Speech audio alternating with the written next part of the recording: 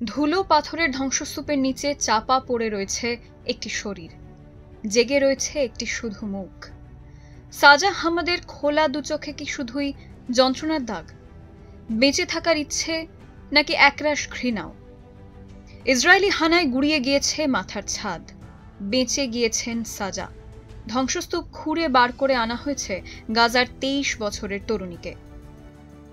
2 বছর হতে চলল গাজায় ইসরায়েলি হানা চলছে। সশস্ত্র গোষ্ঠী হামাসকে নিকেশ করার নামে নির্বিচারে বোমা বৃষ্টি।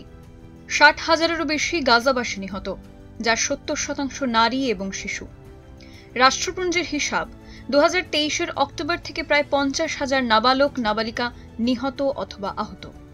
ইসরায়েলি যুদ্ধবিমান আর সাঁজোয়া গাড়ির নিশানা থেকে বাদ পড়েনি শরণার্থী শিবির। সাজার ঠিকানা যেমন নুসেইরাত ক্যাম্প।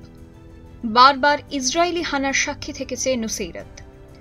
ইঞ্জিনিয়ার হতে চেয়েছিলেন সাজা, তার বিশ্ববিদ্যালয় গুড়িয়ে গিয়েছে ক্ষেপণাস্ত্রের আঘাতে। ইসরায়েলের হামলায় যে রোজ রোজ কত স্বপ্নের অকাল মৃত্যু ঘটছে, তার সংখ্যায় গুণে শেষ করার নয়। শুধু বিস্ফোরণ নয়, খিদে আর অসুখে ঝরে যাচ্ছে হাজার হাজার শৈশব। গাজা শহরে প্রতি 5 শিশুর একজন অপুষ্টিতে ভুগছে।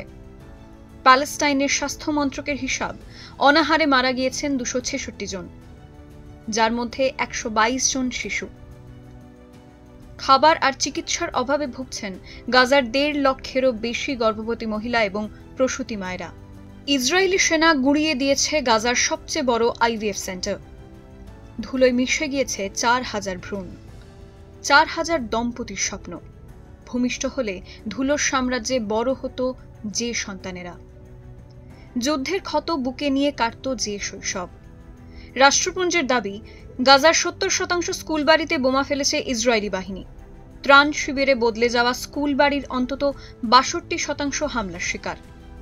ঘুম নেই সারা রাত, দুঃস্বপ্ন তাড়া করে ফেরে। গাজায় 54% নাবালক নাবালিকা পোস্ট ট্রমাটিক স্ট্রেস ডিসঅর্ডারে ভোগে। 41% ডিপ্রেশন, মন খারাপ, বিষাদের অসুখে। ধ্বংসস্তূপের মধ্যে জেগে থাকা এক তরুণীর মুখ, যুদ্ধবিধ্বস্ত প্যালেস্টাইনিদের মুখ, সাজা আহমদ।